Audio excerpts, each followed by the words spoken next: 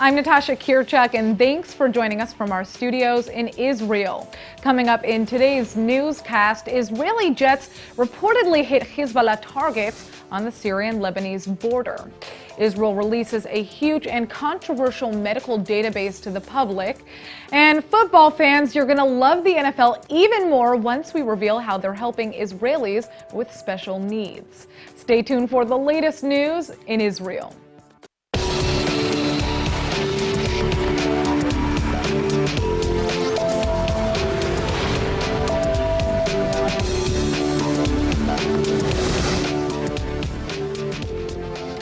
Unconfirmed reports coming in now say Israeli jets have just struck Hezbollah military targets along the Syria-Lebanon border. The terror group denies any airstrikes took place, and Lebanese sources say the sounds heard in the night may have been from jets breaking the sound barrier. But Arab media says Israeli jets were spotted dropping bombs on a number of positions inside Lebanon. As per Army policy, the IDF has remained mum on confirming or denying these rumors. But airstrikes in the region would certainly fall in line with the Army's northern strategy as of late. Hezbollah forces backed with Iranian money have been mobilizing throughout the region. Although neither side is believed to be gearing up for a war necessarily, everyone is prepared at all times. Israel has taken a decisively proactive approach lately to eliminate northern threats before the danger becomes too great. To that end, Defense Minister Avigdor Lieberman has just announced that his troops actually need more funds to properly secure the situation brewing in Syria and Lebanon. That area is undoubtedly the most volatile threat facing Israel today. Well, it looks like Hamas is gearing up for what could be a dark and bloody clash with Israeli police this weekend. The terror group is amassing thousands along the Gaza border ahead of a protest set for this weekend, which happens to collide with the eve of Passover. Hamas has just conducted a live-fire military drill that was so big it actually set off Israel's Iron Dome. The unprecedented size of the drill signals that Hamas is gearing up for very serious violence this weekend. Soldiers from the group's military wing could be seen practicing anti-tank maneuvers and testing out at least one rocket by firing it into the sea. The amount of gunfire was massive enough that it triggered alarms all over Israel's southern border, activating the Iron Dome defense system, and even launched defense rockets into the sky. Hamas says its protest this weekend, which commemorates the day in 1976 that Israel expropriated land in the Galilee, is merely a peaceful sit-in. But by conducting its first ever live fire drill in the Strip and Israel beefing up its defense, it's obvious that neither side really believes those words. Well, Israel's about to celebrate its 70th anniversary since gaining independence, and to commemorate the occasion, Israeli President Reuven Rivlin and Justice Minister Ayelet Shaked have announced a major deal that would pardon an untold number of convicts under specific circumstances. Here with more on the 70 outline is attorney and expert in criminal law, Orit Chayun. Thanks for joining us. All right, so who would be eligible for pardon under this outline? Well, the President Rivlin said that he will use widely his authority to pardon, partially pardon or full pardon for the 17th anniversary for Israel. Yeah, and who would be eligible? The people who will be eligible for this pardon divided to three groups. First, of course, it's prisoners. The second group is people who cannot pay the penalty for the state because they can't afford it. Okay. And the third group of people is people who has a criminal record and would like to erase it and to have a clean sheet, especially soldiers and people who serve the country in one way or another. Why do you think that this deal is being made right now? I think from two reasons. First of all, 70 years, it's something which the country would like to give something to its citizens, and freedom is a very, very precious gift. Right. And the other reason is that we're all familiar with the High Court decision that the prisoners really suffer from very, very harsh conditions in the prisons.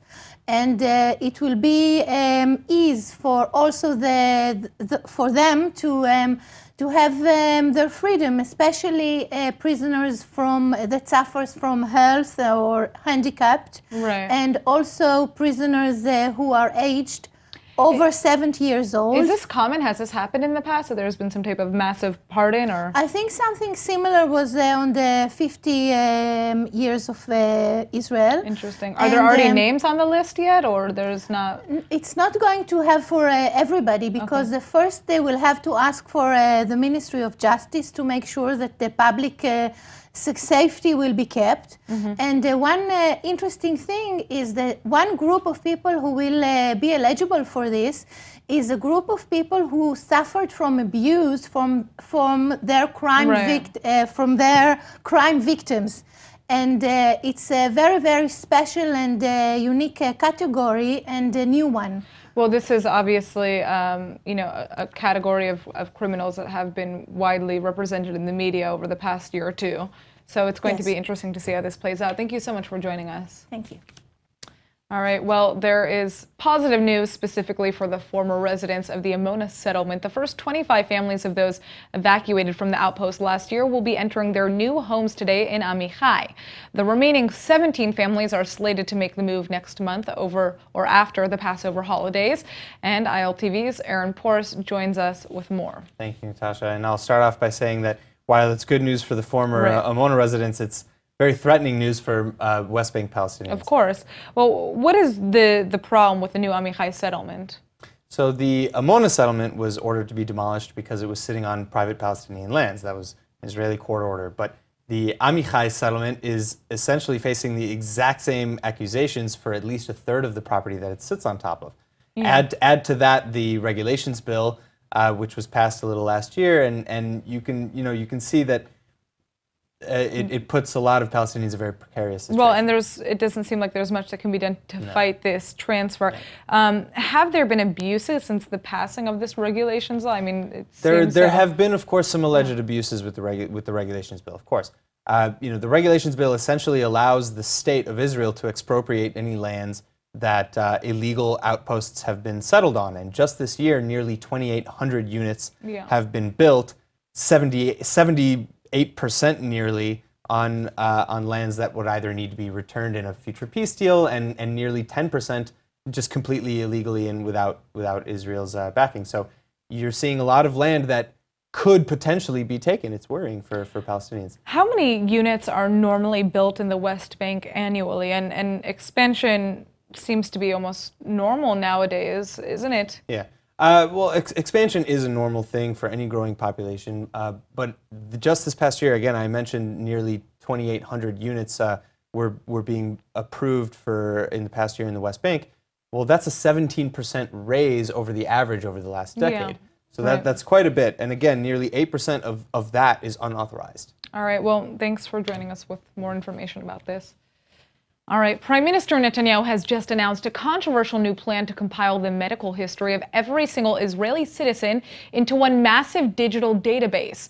The proposal has just been given the go-ahead with nearly $1 billion shekels behind it, and the government hopes such a database will give Israel a bigger cut of the medical market worldwide. Israel's 4 major medical insurers already have digital databases of their patients' medical histories, so the first step would be to merge these lists into a single system.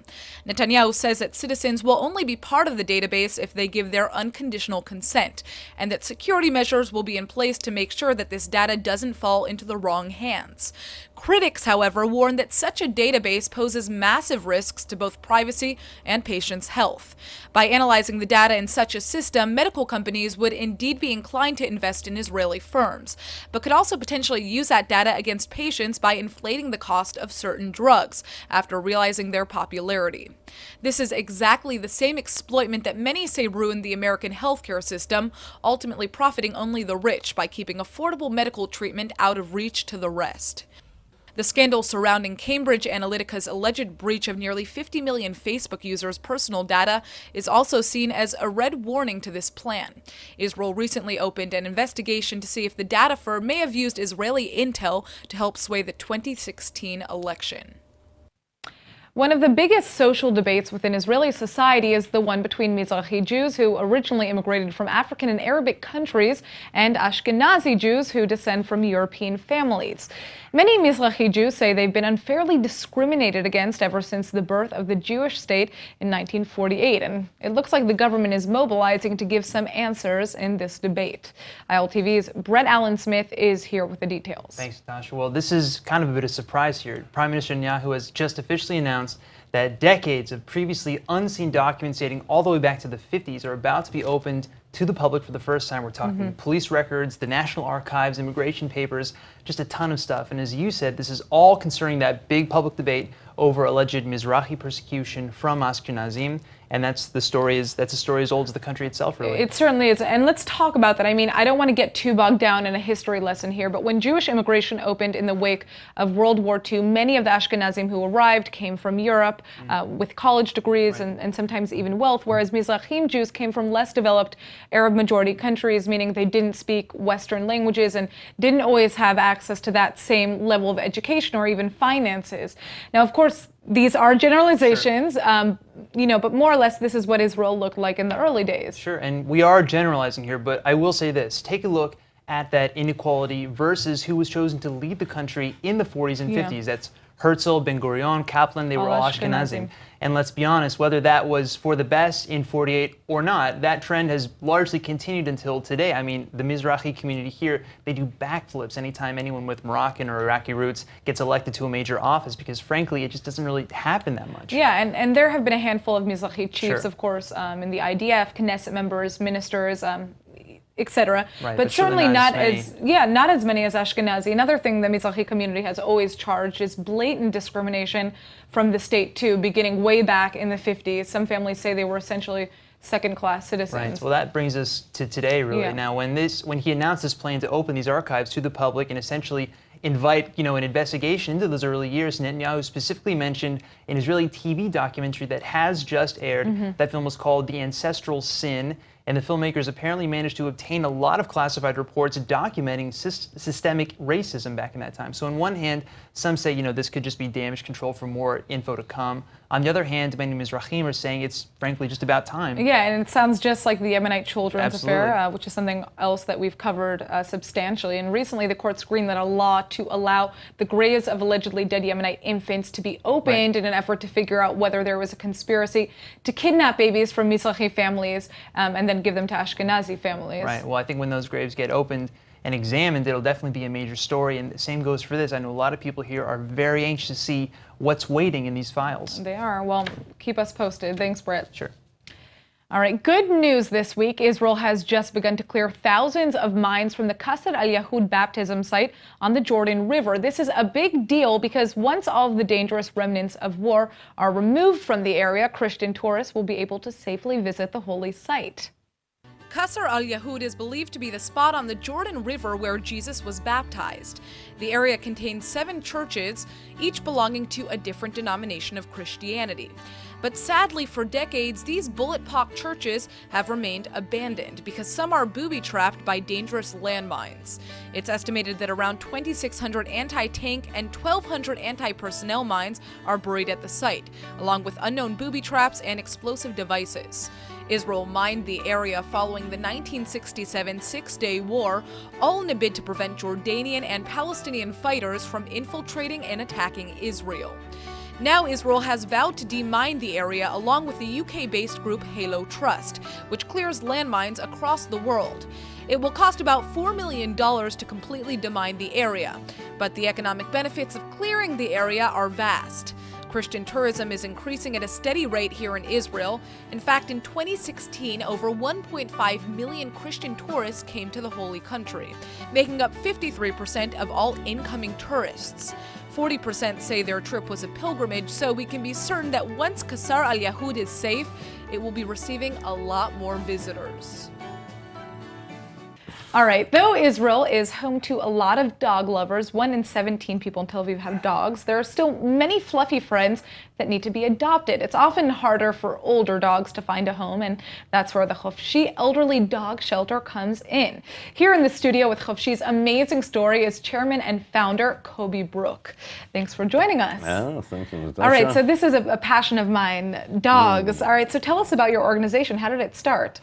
20 years ago, I left the media and went to my grandfather's home in Kfar Yeshua and started to build a home for elderly dogs. I built it all the years. I work silently, build it all alone. And nowadays we have about 50 dogs already with us. Most of them are more than 12. And you're looking for homes for them, yeah? It's very hard to find a home for elderly dogs, and most of them will end their life with us. Yeah. Most of them can't live at home. Or they start urinate, or they have difficulty so you need an outdoor space for... Yeah, they have to have a special home, a special environment. Well, I can't imagine what you go through on a daily basis, because I know how attached I am to my dogs. If I were to go through losing, dogs like this, I don't know what I do, which is probably one of the reasons people are more scared of adopting dogs that are older. Unfortunately, it's a part of our regular life there. Yeah. Where do you get these dogs? Where do they come from? They have owners. Most of the owners are interested in the dogs. I'm sending them WhatsApp video. They're coming to visit the dog, even. Really? But the dogs can't live at home. Okay, I understand. All the owners are older and can't take care of the dogs. Yeah. So they need the places. So how do you fund 20 this? years ago, we started this is my daughter, Free, and Pashoshit, the dog with the hair. Yeah. And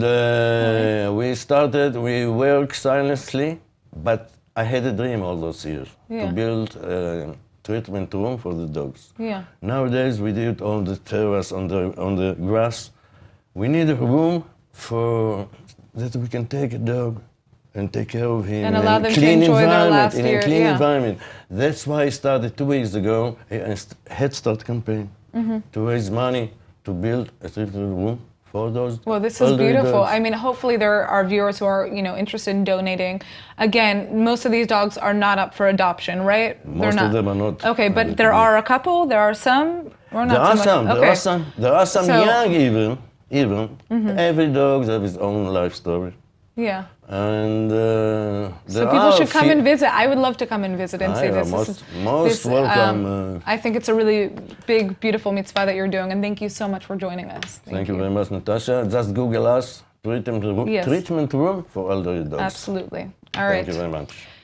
All right, 30 of the NFL's top football players have just made a trip right here to the Holy Land for a very special reason. The players spent the day in Jerusalem's Shalva National Center to support, get to know, and yes, pass around the ball with Israelis of all ages who have disabilities. Shalva is one of the country's biggest and longest-serving centers for disabled kids and adults. But the smiles on kids' faces upon meeting a real-life NFL star was probably a day no one will ever forget. The delegation of footballers included retired and current players, and even a few Super Bowl winners. Along for the amazing visit was Jacksonville Jaguars safety Don Carey, Baltimore Ravens tackle Michael Pierce, Steelers defensive end Tyson Alalu, and Lions safety Miles Killebrew, to name a few. The NFL delegation took a tour of Shalva's amazing facilities and got to sit down one-on-one with some truly amazing kids. Shalva has been servicing this community for nearly 28 years now. On top of being an all-inclusive live-in campus for nearly 2,000 kids a week, it also offers cutting-edge rehabilitation and education centers, as well as some of the country's top disability research. Last but not least, Shalva's facilities are 100% free to anyone who meets the criteria. I'd say that scores more points than a touchdown, a field goal, and a safety all at once. Well, whether you keep kosher on Passover or not, if you find yourself coming to an Israeli hospital this Pesach, which hopefully you won't be, you will be keeping Passover by law. Israel's High Court has just ruled that in order for hospitals to properly serve all members of Israeli society, absolutely no leavened product shall enter the premises for the full duration of the holiday. The new ruling upholds a pre-existing law on religious kosher laws over Passover. In the past, that law hasn't always been upheld to the letter, but that all changes starting sundown this Friday. Security guards at public hospitals across the country will now be looking for more than just weapons when they check you at the door, because if they find anything non-kosher for Passover, I'm talking cookies, loaves of bread, breakfast cereal, they can now confiscate the grub, or make you leave the premises to eat it elsewhere. The court's ruling says that the ban is lawful because hospitals are too swamped to properly separate meat and milk dishes, which is a problem for Orthodox patients since those dishes get distributed across the hospital. But critics in the Knesset and in the Reform community argue the precedent is a dangerous one because it allegedly mandates religious practices unfairly on those who don't observe. That includes non-Orthodox Jews as well as millions of Christians and Muslims who currently live in Israel. One lawmaker sums up his outrage by saying, "What democratic state tells people what to eat?" Either way, there's one thing the law can't make anyone do. Just because I eat matzah, it doesn't mean I think it's actually tasty. Ever heard of the ZOA House? This cultural center was first opened in the 1950s by the Zionist Organization of America, and as one of Tel Aviv's first gathering spaces, the center has certainly had an impact. While the history behind this building may be a bit old, it's far from faded.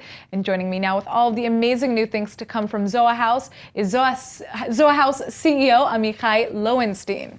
All right, thanks for joining us. Thank you. Good evening. All right, so tell us about what ZOA House is.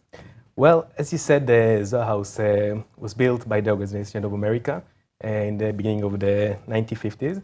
And since then, it hosted lots of events and cultural events. And many leaders and celebrities from all over the world came to see the place and talk in the place, such as Eleanor Roosevelt, such as the actors, famous actors, Kirk Douglas, Danny Kaye. Interesting. And to this day, we're seeing people like that come and visit the ZOA House? And in the beginning of the 2000s, the ZOA House was bought by the Jewish-American entrepreneur, Mr. Eli Tahari, which is also a very famous fashion designer, a worldwide fashion designer. Wow. And since then, the ZOA actually invested a lot in bringing more events to the place, in rebranding the place. What are some of the events? Give us some examples. So first of all, we have every night theaters from all Israel coming to perform. Oh, very cool. And stand-up comedians and singers from all over Israel. Yeah. Beside that, we have lots of business events, cultural events, seminar courses, lecture, and Is there an many event more. coming up that we should be keeping our eye out for?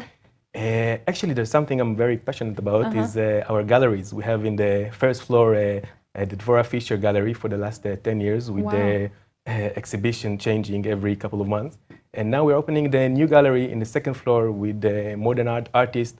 And I'm inviting everybody to come and see and watch and explore the art. Absolutely. Well, I mean, ZOA, like we said earlier, has been kind of a staple of Tel Aviv culture. So for those of you who are interested in seeing some theater, some art, this is a place to go. Thank you so much for joining us, Amichai. Thank you. Israel's beloved former president and Prime Minister Shimon Peres passed away in September of 2016, leaving behind a legacy that can never be forgotten. And now it looks like a new film about his life is slated to premiere in June, but guess who's narrating it? None other than the world-famous actor George Clooney himself. The film is called Never Stop Dreaming, The Life and Legacy of Shimon Peres, and it's being produced by Moriah Films, a division of the Simon Wiesenthal Center. Clooney apparently already recorded his narration several weeks ago. The film is being directed by Richard Trank, who managed to record 50 hours of interviews with the Israeli leader just months before his death. The former U.S. presidents Barack Obama, Bill Clinton, and George W. Bush are also supposedly making appearances in the film, along with former British Prime Minister Tony Blair, singer Barbara Streisand, and the current Israeli Prime Minister Netanyahu. Peres served in the Israeli government for 70 years in a wide variety of positions, from prime minister to president to the Minister of Foreign Affairs, Defense, and Finance. And at the time of his retirement in 2014, he was the world's oldest head of state and, sadly, the last link to Israel's founding generation. This film about his life is scheduled to first air at the Kennedy Center in Washington on June 13th. And I hope I can manage to watch it here from Israel. And now for our Hebrew word of the day. We're all special in our own way, so today's word is miuchad, which means special in Hebrew. Some people just make the world miuchad by being in it, but being miuchad comes in lots of different forms. You can be miuchedet, or special for a woman, for how generous you are. You can also be miuchad for how good you are at math. And you can just be miuchad for being you. Remember, everyone has something miuchad that makes them stand out. And if you think you aren't miuchad enough, don't worry, there's definitely somebody out there who thinks you are. All right, let's go ahead and take a look at the weather forecast. Tonight will be partly cloudy with a low of about 57 or 14 degrees Celsius. Tomorrow you can expect mostly sunny skies, though with little change in temperature. The high should be around 78 or 26 degrees Celsius. All right, that's it for today's news. Today's exchange rate is 3.49 shekels to the American dollar. Remember to sign up for our daily newsletter at iltv.tv, and don't forget to follow us on Facebook at Israel English News and on Twitter at ILTV News. I'm Natasha Kirchuk, and thanks for watching.